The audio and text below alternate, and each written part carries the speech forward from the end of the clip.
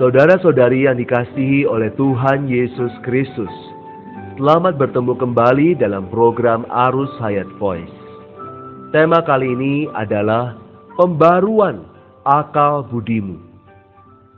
Pembacaan Alkitab diambil dari surat Roma pasal 12 ayat yang pertama dan yang kedua. Karena itu, saudara-saudara, oleh kemurahan Allah, aku menasihatkan kamu supaya kamu mempersembahkan tubuhmu sebagai persembahan yang hidup, yang kudus, dan yang berkenan kepada Allah. Itulah ibadahmu yang sejati. Janganlah kamu menjadi serupa dengan dunia ini, tetapi berubahlah oleh pembaruan akal budimu, sehingga kamu dapat membedakan mana kehendak Allah, apa yang baik, apa yang berkenan kepadanya, dan yang sempurna. Saudara-saudari yang terkasih, Tuhan sangat memperhatikan hati dan roh kita. Mazmur pasal 51 ayat 12, pemazmur berkata, "Jadikanlah hatiku tahir ya Allah, dan perbaruilah batinku dengan roh yang teguh." Karena manusia sudah jatuh di dalam dosa, maka hati manusia menjadi najis. Karena itulah pemazmur mohon kepada Allah agar menciptakan di dalam dirinya suatu hati yang tahir. Dan ia mohon agar batinnya boleh diperbarui dengan roh yang teguh dan lurus. Dengan hati yang tahir inilah, dengan hati yang baik inilah, kita baru dapat datang menghadap kepada Tuhan. Namun, untuk memiliki hati yang baik, terlebih dulu kita harus memiliki akal budi yang baik. Manusia memiliki 3 organ yang berbeda untuk fungsi pengenalannya. Di aspek tubuh, pengenalan manusia ada pada otak. Di aspek roh manusia, pengenalannya ada pada intuisi. Dan di aspek jiwa, pengenalannya ada pada akal budi. Akal budi manusia berada di antara intuisi manusia dan otak manusia.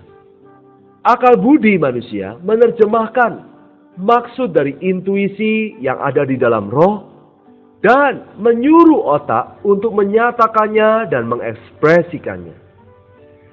Jika akal budi seorang kaum beriman bermasalah, walaupun ia mempunyai intuisi yang kuat, ia mempunyai otak yang baik, ia tetap tidak dapat menempuh satu kehidupan Kristen yang memenuhi standar Allah.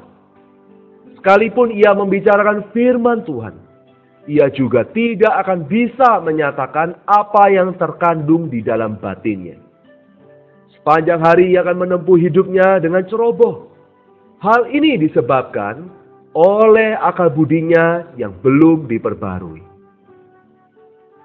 Ketika manusia berdosa, Roma 1 ayat 28 mengatakan bahwa orang dosa mempunyai akal budi yang terkutuk. Efesus 4 ayat 17 mengatakan bahwa mereka mempunyai akal budi yang sia-sia. Kolose 2 ayat 18 mengatakan bahwa mereka mempunyai akal budi yang duniawi, akal budi yang bersifat kedagingan. 2 Timotius 3 ayat 8 mengatakan bahwa mereka mempunyai akal budi yang bobrok. Titus 1 ayat 15 mengatakan bahwa mereka mempunyai akal budi yang najis.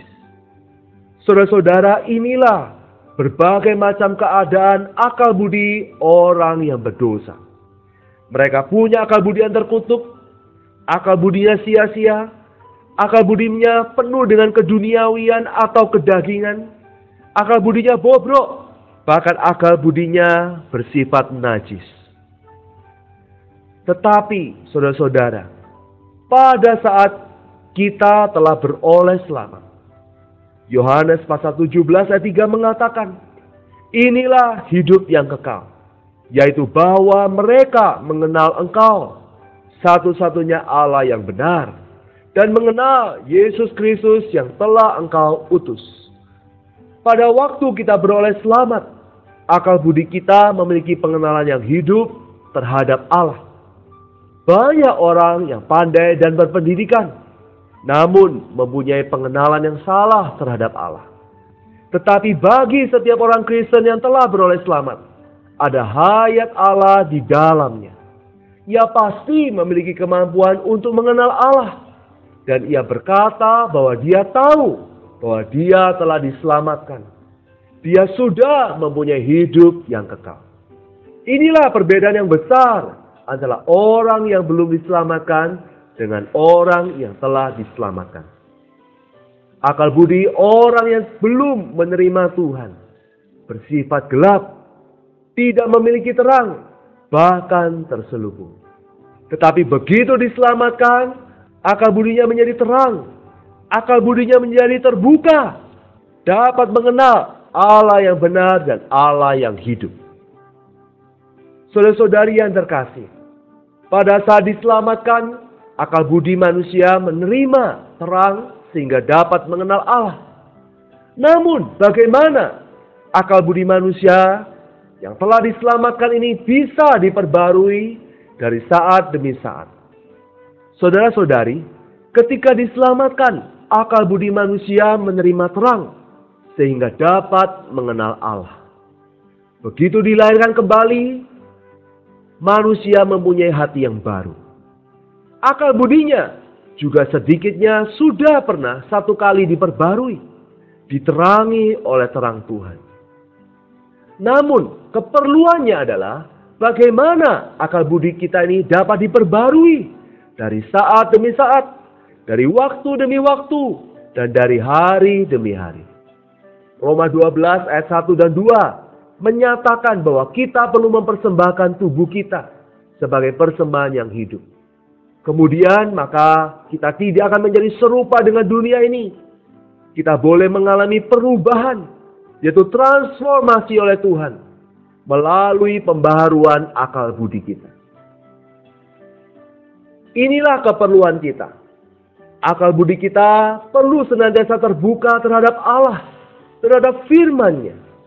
Kita perlu menerima segala sesuatu yang berasal dari Dia, mengenal kehendaknya, memahami isi hatinya, dan mengerti firman-firman-Nya. Puji Tuhan, jalan untuk diperbarui di dalam akal budi kita bukanlah dengan usaha alamiah kita, tetapi melalui senantiasa menyerahkan tubuh kita sebagai persembahan yang hidup. Dan kita menyerahkan jiwa kita untuk mengalami pengubahan melalui pembaharuan di dalam akal budi kita. Melalui senantiasa terbuka kepada Allah, menerima firman-Nya, mengenal kehendaknya, memahami isi hatinya, maka hati kita dapat diperbaharui. Puji syukur kepada Tuhan. Mari kita berdoa. Tuhan Yesus, terima kasih kepadamu. Engkau menyelamatkan aku dari akal budi yang bobrok, yang najis, yang terkutuk dan sia-sia. Engkau memperbarui hatiku. Engkau terus-menerus sedang memperbarui akal budiku. Tuhan, aku rindu supaya aku boleh mengalami pembaharuan akal budimu hari demi hari dan saat demi saat.